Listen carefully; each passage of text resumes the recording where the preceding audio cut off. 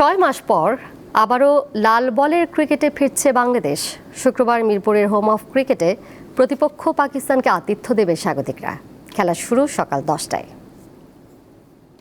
Test ক্রিকেটে সাম্প্রতিক সময়ে বাংলাদেশের পারফরম্যান্স সন্তোষজনক নয়। 2019 সালে টেস্ট চ্যাম্পিয়নশিপ শুরুর প্রথম আসরে 7 ম্যাচ খেলে সাফল্য একটি ড্র। 2021-23 চক্রে 12 ম্যাচ খেলে জয় পায় একটিতে। 2023-25 চক্রে 12 ম্যাচে 4টিতে জয় পায় টাইগাররা। সব মিলিয়ে টেবিলের 7 নম্বরে থেকে চ্যাম্পিয়নশিপ শেষ করেন শান্ত লিটনরা। চলতি চক্রে শ্রীলঙ্কার কাছে 1 ম্যাচ হারলেও ড্র করেছে অন্যটি। দুই দলেরই ভালো পেস অ্যাটাক, বাট আমাকে যদি জিজ্ঞেস করেন আমি বলবো যে আমাদের পেস বোলিং অ্যাটাক হয়তো সামান্য একটু আগায় আছে। লাস্ট কয়েক বছর যদি আমি দেখি ওরা যেভাবে বোলিং করছে, প্রপার একটা ভালো উইকেটে খেলাটা খেললে আমাদের টিমের জন্য আরো বেটার রেজাল্ট আনা সম্ভব। অতীত পরিসংখ্যান হিসেব কষলে পাকিস্তানও স্বাভাবিকভাবেই টেস্টে বাংলাদেশের চেয়ে শক্তিশালী। এখন পর্যন্ত দু দলের 15 টেস্টে পাকিস্তানের জয় 12টিতে, বাংলাদেশ জিতেছে 2টি। তবে বাংলাদেশের সমর্থকদের জন্য আশার খবর, জয় পাওয়া ওই 2 টেস্টই সবশেষ পরিসংখ্যান।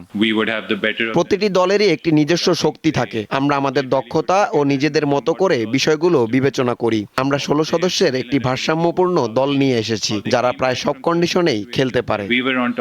2024 সালে রাওয়ালপিন্ডিতে পাকিস্তানকে 2-0 ব্যবধানে হারিয়ে ইতিহাস করেছিল বাংলাদেশ। এবার তার পুনরাবৃত্তি হবে কিনা জানতে চাইলে স্বাগতিক কাপ্তান জানান, সিরিজে ভালো খেলাটাই বেশি গুরুত্বপূর্ণ। মোহাম্মদ হাসিব, দীপ্ত স্পোর্টস, ঢাকা।